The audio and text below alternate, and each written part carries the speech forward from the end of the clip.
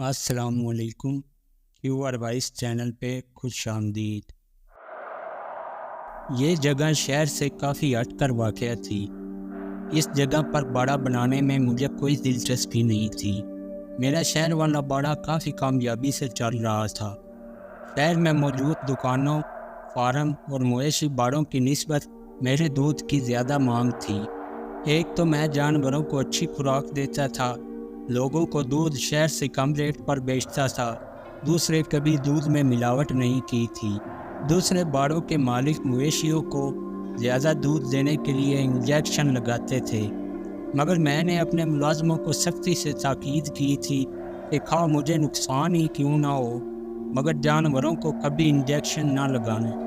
میں یہ اچھی طرح جانتا تھا کہ اس قسم کے انجیکشن نہ صرف دودھ پینے والوں کے لیے مضر صحت ہوتے ہیں بلکہ ان سے جانور کی عمر بھی آدھی ہو جاتی ہے۔ یہی وجہ تھی کہ میری گائے بھینسوں کے دودھ کے پورے شہر میں چرچے تھے۔ میں ایک فوجی ہوں۔ ریٹائرمنٹ کے بعد میں نے اس باڑے کو اپنا ذریعہ معاش بنا لیا۔ اچانک گورنمنٹ کی طرف سے تمام فارم اور ان کے تمام مویشیوں کو کسی اور جگہ شفٹ کرنے کا اعلان ہوا۔ حکومت کے مطابق شہر میں آلودگی اور مچھر کی زیادہ تر وجہ مویشیوں کا گوبر تھا۔ شہر سے ہٹ کر جو جگہ میں نے خریدی وہ کافی اجاڑ بیابان میں تھی۔ میں نے 2 ہفتوں میں اسے باڑے کی شکل دے کر تمام مویشیوں کو وہاں شفٹ کر دیا۔ پرانے باڑے پر میں نے اشتہار لگا دیا جس میں نئے باڑے کا پتہ موجود تھا۔ پہلے دن ہی تمام دودھ لینے والے وہاں موجود تھے۔ الغرض میری ایمانداری کی وجہ سے میرا کوئی کسٹمر بھی نہ ٹوٹا تھا۔ پرانی روٹین کی طرح میرے تمام ملازم شام ہوتے ہی اپنے اپنے گھروں کو چلے گئے۔ میرا اکلوتا ملازم اشرف، جو کہ پہلے بھی باڑے میں ہی سوتا تھا، آج بھی چارپائی ڈال کر لیٹ گیا۔ میں نے حساب کتاب کے رجسٹر کو بند کیا اور اشرف سے پوچھا، کسی چیز کی ضرورت تو نہیں؟ شام کا کھانا ملازم اسے دے کر گیا تھا۔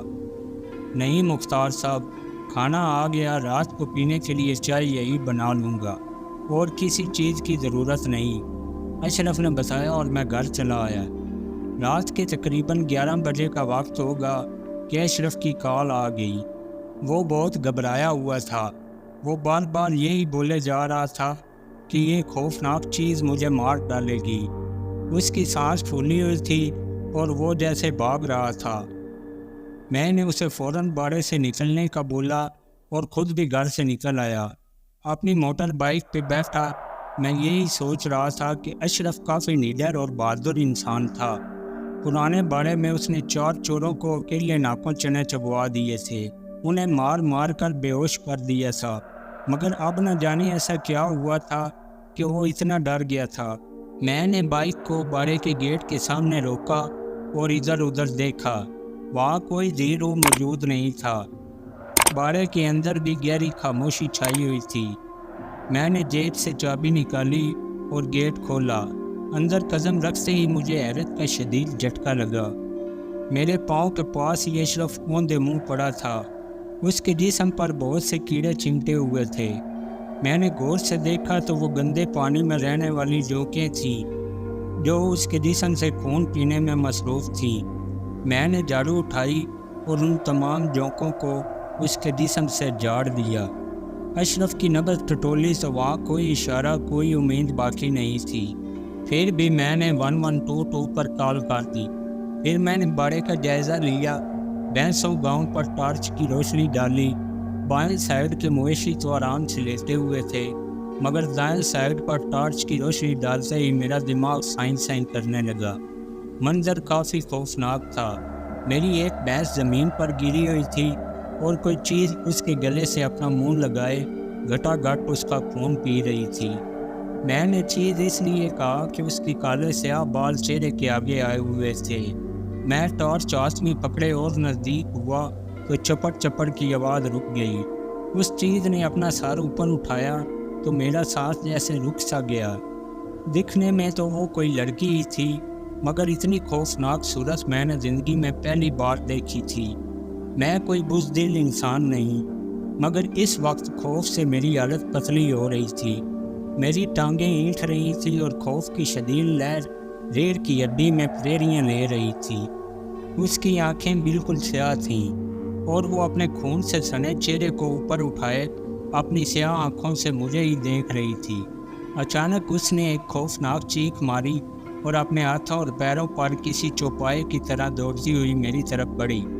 رات کے 12:30 کا وقت، میں اکیلا ایک الگ تھلگ ویران علاقے میں بنے باڑے میں ایک عجیب افریت کے سامنے خالی ہاتھ کھڑا تھا۔ ایسے حالات میں بڑے بڑوں کا پیچھا پانی ہو جانا عام سی بات تھی۔ اسی وجہ سے میرا دل بھی کسی ڈول پر پڑتی سانپ کی طرح دھڑک رہا تھا۔ وہ بلا اچھلتی ہوئی میرے قریب آئی اور ایک بار پھر ایک دل دہلا دینے والی چیخ مار کر میرے اوپر چھلانگ لگا دی۔ ٹارچ میرے ہاتھوں سے چھوٹ کر نیچے زمین پر جا گری۔ وہ بھیانک افریت میرے گلے میں بائیں ڈالے جھول رہی تھی۔ اچانک اس نے اپنا منہ کھولا اور میری گردن کی طرف بڑھایا۔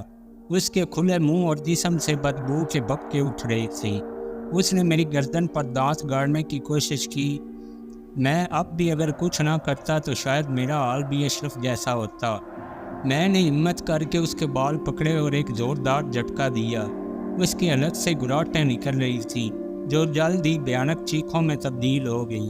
اچانک ہی مجھے اپنے بدن پر انگارے سے جلتے محسوس ہوئے۔ میں نے تکلیف اور غصے کی شدت سے ایک ہاتھ سے اس کے بالوں کو زوردار جھٹکا دیا اور دوسرا ہاتھ اس کی ٹانگوں کے بیچ سے گزار کر اسے اپنے سر سے بلند کر لیا۔ وہ گراتی ہوئی ہاتھ پاؤں مار رہی تھی۔ اسی دوران مجھے احساس ہوا کہ اس کے بدن پر کپڑے نام کی کوئی چیز نہیں ہے اور اس کا جسم مکمل عورت کی طرح کا ہے۔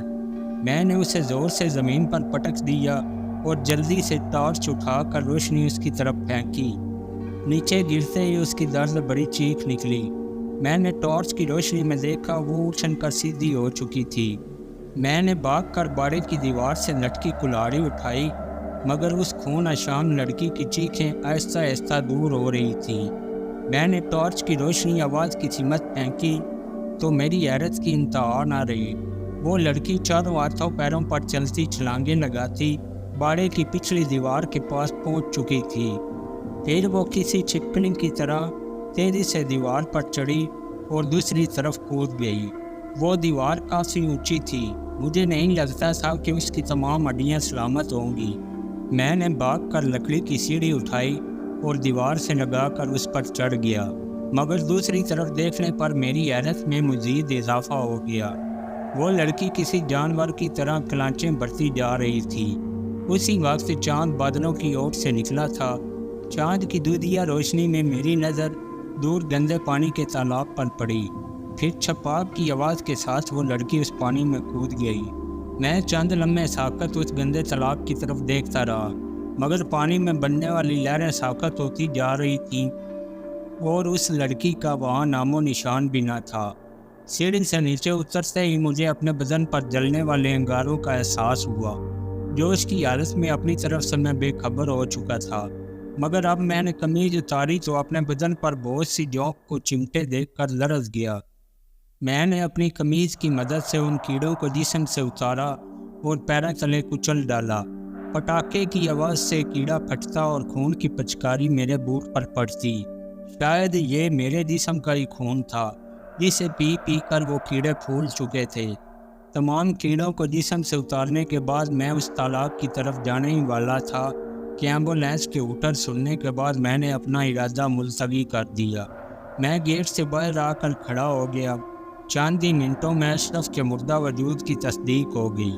اگلی صبح پوسٹ مارٹم کی رپورٹ آنے پر پتہ چلا کہ اشرف کی موت گردن کی ہڈی ٹوٹنے کی وجہ سے ہوئی تھی۔ مزید اس کی گردن کا نرخرا بھی ادڑا ہوا تھا اور خون کی بہت زیادہ کمی پائی گئی تھی۔ مجھے اس خون آشام لڑکی پر بہت غصہ آ رہا تھا۔ میرا دل اس کے ٹکڑے کرنے کو چاہ رہا تھا۔ یہی وجہ تھی کہ میں نے آج رات باڑے میں ہی رہنے کا فیصلہ کر لیا۔ کل کی نسبت آج کی رات کافی روشن تھی۔ چاند اپنی پوری آب و تاب سے چمک رہا تھا۔ پہلے 12 بجے، پھر 12:30 اور پھر 1 بھی بج گیا مگر وہ خون آشام افریت نہ آئی۔ اچانک میرے ذہن میں طلاق کا خیال آیا اور میں نے ایک خطرناک فیصلہ کر لیا۔ میں نے کلہاڑی اٹھائی اور باڑے سے نکل آیا۔ ایک لمبا چکر کاٹ کر میں باڑے کی پچھلی طرف پہنچ گیا۔ اور پھر آہستہ آہستہ تالاب کی طرف بڑھنا شروع کر دیا۔ میں نے کلہاڑی حملہ کرنے والی پوزیشن میں رکھی ہوئی تھی اور اپنے آس پاس کا جائزہ لیتا دبے قدموں آگے بڑھ رہا تھا۔ بارڈر پر رات کی تاریکی میں دشمن کا سامنا کرتے ہوئے کبھی اتنا خوف محسوس نہیں ہوا تھا جتنا خوف مجھے آج اس سفریت کا سامنا کرتے ہوئے ہو رہا تھا۔ وہ گندے پانی کے تالاب میں کودی تھی، مگر زیادہ دیر اس کا پانی میں رہنا ناممکن تھا، اسی لیے میں آس پاس کا جائزہ لے رہا تھا، نہ جانے وہ بلا کی سمت سے مجھ پر حملہ آور ہو۔ ایک نامعلوم سے خوف سے میرے سارے بدن کے مسام پسینہ اگل رہے تھے۔ ایک بار تو دل کیا کہ واپس چلا جاؤں، مگر پھر اشرف کا چہرہ اور بھینس کی دردناک موت کا منظر میری آنکھوں کے سامنے آ گیا۔ خوف کی جگہ شدید نفرت اور غصے نے لے لی۔ کلاڑی پر میری پکڑ مضبوط ہو گئی اور میں چلتا چلتا تالاب کے کنارے پہنچ گیا۔ تالاب کی سائڈوں پر بہت سی جونک رینگ رہی تھی۔ جہاں پر وہ لڑکی کودی تھی، میں نے اس جگہ کا جھک کر بغور جائزہ لیا۔ وہاں پر پیروں کے نشان بنے ہوئے تھے، مگر یہ پیر کسی انسان کے نہ تھے۔ وہ ایک بڑا سا پنجہ تھا جو کسی بطخ سے مشابہ تھا۔ کیچڑ پر لگے اس پنجے میں صاف نظر آ رہا تھا کہ اس میں صرف 3 انگلیاں ہیں اور انگلیوں کے درمیان جلد نما جھیری سی بنی ہوئی تھی۔ ابھی میں ان نشانات کا معائنہ کر ہی رہا تھا کہ یکایک پانی میں ایک بلبلہ سا ابھرا اور پھر وہ بلبلے تعداد میں بڑھتے گئے۔ میں نے تھوڑا نیچے جھک کر دیکھا تو فرسل خوف سے میرا جسم سن ہو کر رہ گیا۔ پانی کے نیچے اس لڑکی کا کیچڑ زدہ چہرہ نظر آ رہا تھا جو اپنی کیچڑ آلود آنکھوں سے مجھے دیکھ رہی تھی۔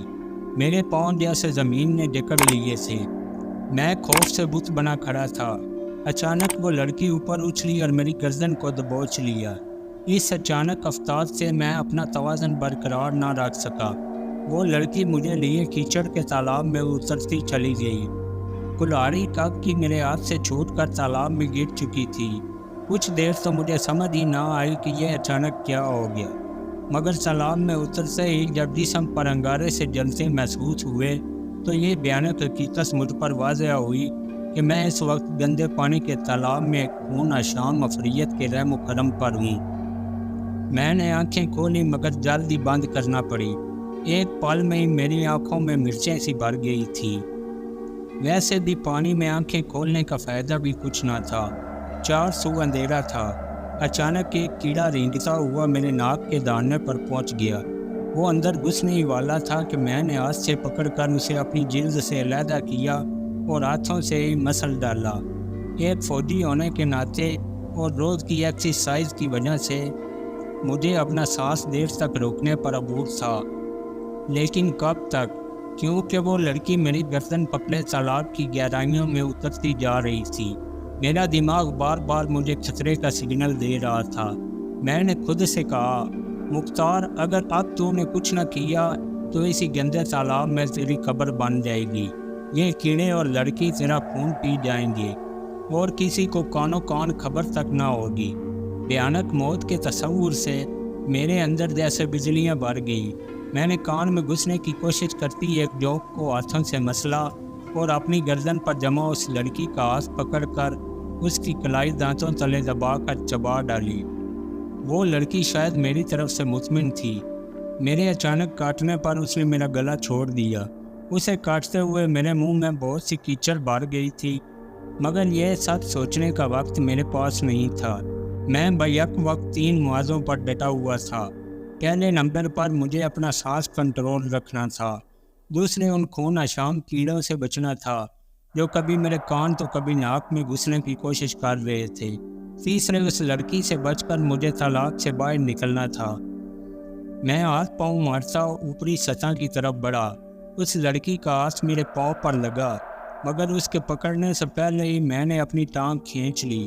وہ میرے پیچھے ہی تھی۔ یہ احساس ہوتے ہی میں نے ہاتھ پاؤں تیزی سے چلانا شروع کر دیے۔ نیم و آنکھوں سے میں نے دیکھا تالاب کے باہر آسمان پر چاند اپنی روشن کرنیں بکھیرے میری آزادی کا پروانہ لیے براجمان تھا۔ میں نے مزید تیزی سے اوپر تیرنا شروع کر دیا۔ اسی وقت ایک جوک میرے ناک میں رینگ گئی، مگر اسے پکڑ کر مسلنے تک وہ لڑکی مجھ تک پہنچ سکتی تھی۔ اسی لیے میں نے اسے نہ چھیڑا اور تیزی سے سرسا تالاب کی سطح پر آ گیا۔ باہر آتے ہی مجھے ایک زبردست چھینک آئی۔ وہ جو اڑتی ہوئی باہر نکلی اور تالاب کے پانی میں گم ہو گئی۔ اس کے بعد میں نے اس لمبا سانس لیا اور کنارے کی طرف بڑھا۔ کنارے پر موجود جھاڑیوں کو پکڑ کر باہر نکلنے کے لیے زور لگایا۔ یکا مجھے محسوس ہوا کسی نے میرا پاؤں پکڑ لیا ہے۔ یہ یقیناً تالاب والی خون آشام لڑکی تھی۔ میں نے اپنا پاؤں چھڑوانے کی بہت کوشش کی، مگر وہ لڑکی میرے پاؤں کے سہارے میری ٹانگ پر چڑھ آئی۔ اب اس کا سر میرے پیٹ کے قریب تھا اور اس نے دونوں ہاتھوں سے میری کمر کو کس کے پکڑا ہوا تھا۔ وہ زور لگا رہی تھی تاکہ مجھے دوبارہ تالاب میں لے جا سکے۔ میں نے ایک ہاتھ سے تالاب کے کنارے لگی جھاڑیوں کو پکڑا اور دوسرے ہاتھ سے تھوڑا دور پڑا چھوٹا سا پتھر اٹھایا۔ پتھر نوکدار تھا۔ میں نے اسے مضبوطی سے پکڑا اور پوری قوت سے بازو گھمایا۔ چوٹ کاری تھی۔ اس نے بھیانک چیخ ماری اور اس کے سر سے خون بہنے لگا۔ اس کی گرفت کچھ دیر کو کمزور ہوئی اور وہ میری کمر سے پھسل گئی۔ اچانک مجھے اپنے کولے پر شدید درد کا احساس ہوا اور میری زوردار چیخ ویرانے میں گونج اٹھی۔ مجھے ایسا محسوس ہوا جیسے لوہے کی گرم کیل میرے کولے میں اتار دیے گئے ہوں۔ ابھی میں اس درد کو ہضم کر رہا تھا کہ شدید تکلیف سے میری ایک اور بلند چیخ دور دور تک پھیل گئی۔ اس لڑکی نے دانتوں سے میرے گوشت کا بہت بڑا ٹکڑا اکھاڑ لیا تھا۔ میں نے مڑ کر دیکھا، میرے کولے کا گوشت اس کے منہ میں تھا، جسے اس نے تالاب میں ایک طرف پھینک دیا اور دوبارہ منہ کھول کر پھر سے کاٹنے والی تھی۔ اس کے دانت کسی شارک مچھلی کی طرح تیز دھار اور نوکیلے تھے۔ شدید تکلیف نے میرے اندر کرانٹ سا دوڑا دیا تھا۔ میں نے پھرتی سے اس کے بال پکڑے اور ایک بار پھر نوکدار پتھر اس کے سر پر مارا، مگر ساتھ ہی میں دوبارہ تالاب میں گر گیا۔ اب مجھے اپنی کوئی پرواہ نہ رہی۔ میں نے اس کے سر کو دونوں ہاتھوں سے پکڑا اور اپنے انگوٹھے اس کی آنکھوں پر رکھ کر دبا دیے۔ شاید وہ چیخی بھی ہوگی، مگر آنکھوں میں انگوٹھے اترتے ہی اس کی گرفت ختم ہو گئی۔ جوک نما کیڑوں نے پھر سے میرے ناک کان میں گھسنے کی کوششیں شروع کر دی۔ میں انہیں مسلتا ہوا اوپر کی طرف اٹھتا چلا گیا۔ تالاب سے باہر آ کر میں نے اپنے کپڑے اتار کر جھاڑے، اپنے جسم سے تمام جوکوں کو ہٹایا اور کافی دیر تالاب کنارے کھڑا رہا، مگر وہ بلا اوپر نہ آئی۔ مجھے مرہم پٹی کی شدید ضرورت تھی، اسی لیے میں باڑے کی طرف بڑھ گیا۔ پھر کتنے ہی دن گزر گئے، وہ لڑکی تالاب سے باہر نظر نہ آئی۔